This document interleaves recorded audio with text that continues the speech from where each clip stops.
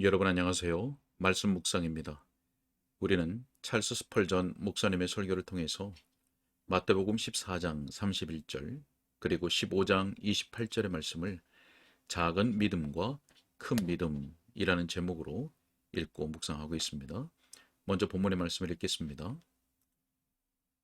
예수께서 즉시 손을 내밀어 그를 붙잡으시며 이르시되 믿음이 작은 자여 왜 의심하였느냐 하시고 이에 예수께서 대답하여 이르시되 여자여 내 믿음이 크도다 내 소원대로 되리라 하시니 그때로부터 그의 딸이 나으니라. 아멘. 자, 우리가 바로 앞선 시간에서는 작은 믿음을 칭찬하는 내용을 보았습니다. 작은 믿음이어서 칭찬하는 것이 아니고 예수님을 참되게 믿는 가장 작은 믿음도 하나님의 선물로서 참된 믿음이기 때문에 칭찬할 것이 있는 것이었죠. 작은 믿음은 민감한 양심을 가지고 말씀 없이는 단 한 발자국도 움직이지 않으려 합니다. 또 작은 믿음은 예수님께 나아가고자 몸부림을 치고 또 공경에 처했을 때는 기도로 간구한다는 것이 바로 이 작은 믿음에 칭찬하는 내용들이었습니다. 자, 오늘은 이어서 계속되는 내용들을 읽고 묵상하도록 하겠습니다. 연약한 믿음은 다음과 같은 이유에서도 또한 칭찬을 받아야 합니다. 즉, 연약한 믿음은 예수님께서 가까이 계시기에 항상 안전하다는 것입니다. 베드로는 물 위에서도 안전하였습니다.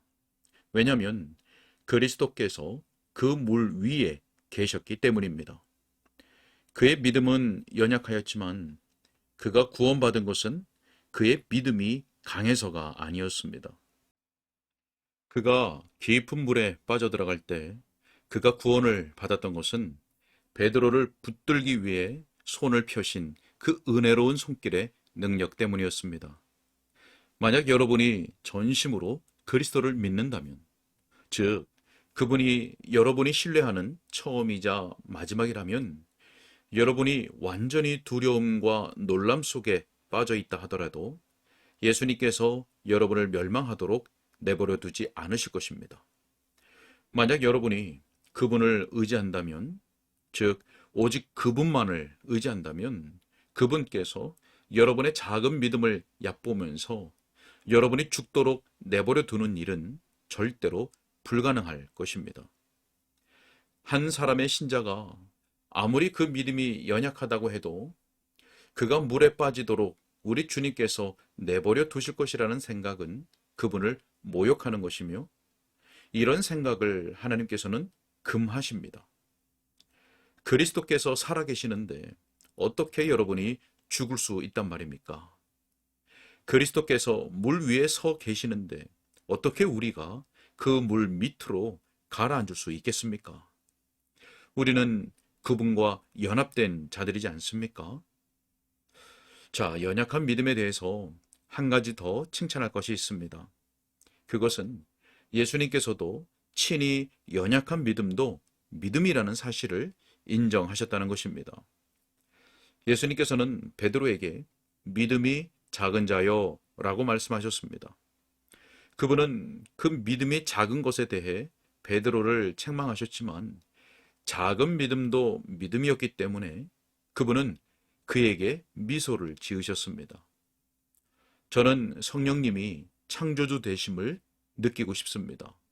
다시 말해, 우리의 믿음이 작은 것이 문제가 아니라 아무리 작은 믿음이라 해도 성령님께서 그 믿음을 만드신 창조주라는 사실을 저는 느끼고 싶다는 뜻입니다.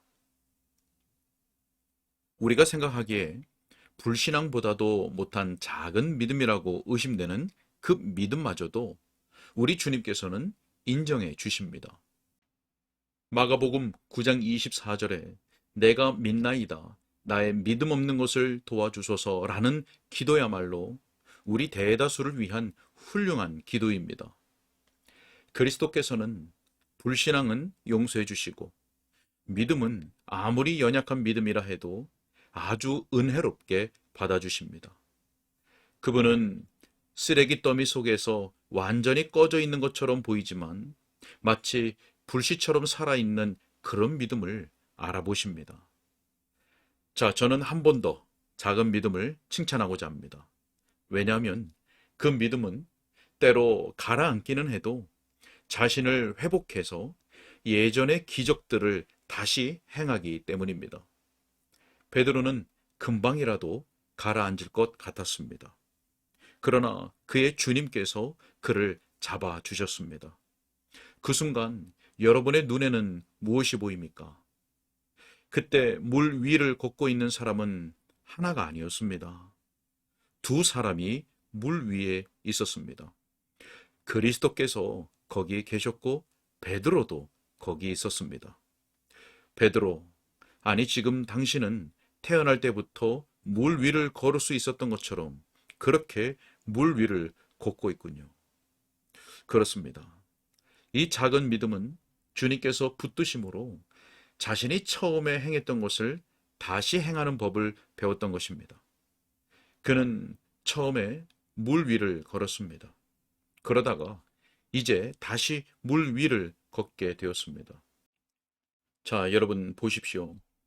그는 지금 자기 주님과 함께 배로 다가오고 있습니다. 좋은 시절을 보냈지만 지금은 깊은 후회로 그 시간들을 회상하는 여러분이요. 여러분에게도 베드로와 같은 일들이 다시 일어날 수 있습니다. 절망하며 슬퍼하는 여러분이요. 힘을 내십시오. 여러분도 다시 여러분의 축제의 날을 갖게 될 것이며 그때보다 훨씬 더 밝은 날들을 갖게 될 것입니다. 이렇게 말하는 분도 있을 것입니다. 그래도 저는 제가 가진 이 연약한 믿음 때문에 너무나 많은 시간들을 허비하였는데요. 자, 그렇습니다. 참으로 안타까운 일입니다. 하지만 제가 여러분의 신앙에 대해 추천하고 싶은 한 가지 약속이 있습니다. 요엘서 2장 25절에 메뚜기와 느치와 황충과 팥종이가 먹은 횟수대로 너희에게 갚아주리니 라는 말씀입니다. 메뚜기가 우리의 수확물들을 모두 먹어버렸습니다. 연약함이라는 메뚜기가 우리의 좋은 열매들을 삼켜버렸습니다. 하지만 우리 주 예수 그리스도께서 이 허비한 세월들을 갚아주실 것입니다. 그분은 유익한 10년의 세월을 1년 안에 담을 수 있게 해 주실 것입니다. 그분은 기쁨의 일주일을 하루 안에 담을 수 있도록 만드셔서 잃어버린 과거를 우리에게 보상해 주실 것입니다. 우리 주님께서는 여러분이 청년의 시기에 행한 부끄러운 일들을 잊게 하시며 여러분이 과부로 생활하면서 받은 서러움들을 더 이상 기억나지 않게 해 주실 것입니다. 작은 믿음을 가진 자들이여 다시 힘을 내십시오. 비록 여러분이 다시 어린아이로 돌아갈 수 없다 해도 여러분은 행복한 가정생활을 시작할 수 있습니다. 작은 믿음을 가진 자들이여 다시 힘을 내십시오. 비록 여러분이 지금 아픈 채로 구원의 배에 올라탔다 해도 여러분이 탄 이 배는 전적으로 안전하여서 여러분은 강한 믿음을 가진 자들과 마찬가지로 틀림없이 해안가에 도착하게 될 것입니다. 여러분은 주님을 신뢰하고 그분을 잠잠히 기다리십시오. 그러면 적절한 때에 여러분의 아침이 틀림없이 밝아올 것입니다. 자, 여기까지가 제가 여러분에게 드리는 작은 믿음을 점잖게 책망하고 부드럽게 칭찬하는 말씀이었습니다. 자, 이제 저는 마지막 주제에 대해 몇 말씀을 드리고자 합니다. 마지막 주제는 큰 믿음이 더욱더 칭찬할 만한 믿음이며 이 큰 믿음은 우리가 거의 기대하지 않았던 곳에서 발견된다는 것입니다. 우리 주님께서는 남자다운 베드로에게서가 아니라 자기 자녀를 위해 간구하는 여린 여인에게서 이 큰 믿음을 보셨습니다. 그녀는 여인이었습니다. 하지만 남자들을 부끄럽게 하는 믿음을 가진 여인이었습니다. 그녀는 가나안 여인으로서 가나안은 저주를 받아 라고 기록된 바로 그 민족 출신이었습니다. 하지만 그녀는 어릴 때부터 성경에 대해 알고 있었던 이스라엘 사람 베드로보다 더 강한 믿음을 가지고 있었습니다. 그녀는 가정적으로 큰 문제를 겪고 있었습니다. 마귀가 그녀의 딸을 괴롭게 하였기 때문입니다. 여러분이 귀가했을 때 마귀가 여러분의 남편에게 역사하거나 혹은 딸에게 역사하는 것은 대단히 끔찍한 일입니다. 하지만 그리스도를 따르는 많은 여인들은 이것을 감당해야 했습니다. 이런 엄청난 시련에도 불구하고 집에서 그녀를 위로해 줄 만한 것은 아무것도 없었습니다. 그런데도 그녀는 큰 믿음을 가진 여인이었습니다. 이 여인이 가진 큰 믿음을 우리가 가지지 못하는 이유는 무엇일까요? 사랑하는 여러분, 여러분의 환경과 상황이 여러분의 은혜가 성장하는데 큰 방해가 된다 해도 여러분이 그리스도 안에서 장성한 분량으로 자라나지 못할 이유가 무엇이겠습니까? 주 예수님께서 능히 여러분을 장성하게 하실 것입니다. 여러분을 애워싸고 있는 매서운 바람과 비참한 토양을 보면 여러분은 분명히 잘 자랄 수 없을 것처럼 보일 것입니다. 그러나 그럼에도 불구하고 위대한 농부께서는 여러분을 잘 자라게 하셔서 여러분이 유명한 작물이 되도록 하실 것입니다. 하나님께서는 불리한 환경을 성장의 수단으로 바꾸실 것입니다. 그분의 은혜라는 거룩한 화학 작용으로 그분은 악을 선으로 바꾸실 것입니다. 제가 본 바와 같이 그 모든 환경들이 적대적일 때에는 특별히 큰 믿음을 강조하여 칭찬하는 바입니다. 자, 또한 큰 믿음은 주님을 인내하며 간구하기 때문에 칭찬해야 합니다. 이 여인은 자기 딸을 고쳐보려고 예수님께 나와왔습니다. 그런데 예수님은 처음에 그녀에게 한 말씀도 하지 않으셨습니다. 아무 말 없이 어정쩡한 그 상황은 얼마나 비참한지 모릅니다. 그 후에 주님께서는 제자들에게 그녀에 대해 냉정하게 말씀하셨습니다. 자, 하지만 그녀는 주님의 말씀에 전혀 아랑곳하지 않고 계속해서 주님에게 간구하였습니다. 그녀는 은혜를 위해 나아왔습니다. 그녀는 다윗의 자손인 주님을 믿었던 것입니다. 따라서 이스라엘 집 외에는 다른 데로 보내심을 받지 아니하였노라 라고 하시는 주님의 말씀을 그녀는 응답으로 받을 수 없었습니다. 그녀는 주님으로부터 긍정의 대답을 듣기로 작정하고서 끝까지 끈덕지게 애원하였습니다. 강력한 믿음, 끈질긴 믿음은 얼마나 귀한 믿음인지 모릅니다. 사랑하는 성도 여러분, 여러분은 이런 믿음을 가지고 있습니까? 여러분은 이런 믿음을 지금 사용하고 있습니까?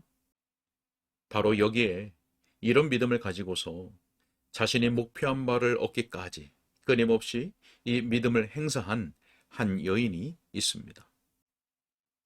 우리가 이러한 믿음을 풍성히 가지기를 기원합니다. 오늘 여기까지 읽겠습니다.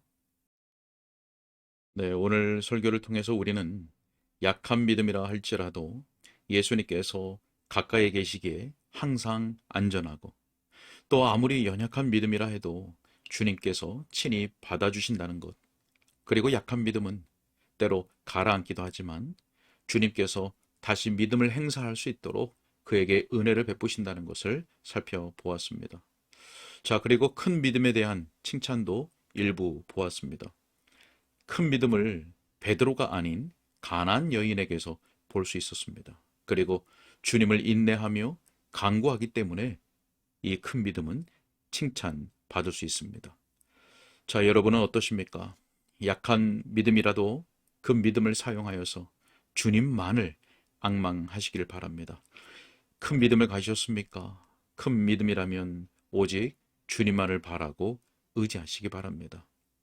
하나님의 은혜로 우리 모두가 큰 믿음으로 나아가고 그 믿음으로 주님을 기쁘시게 해드리는 복된 삶을 살아갈 수 있기를 소원합니다.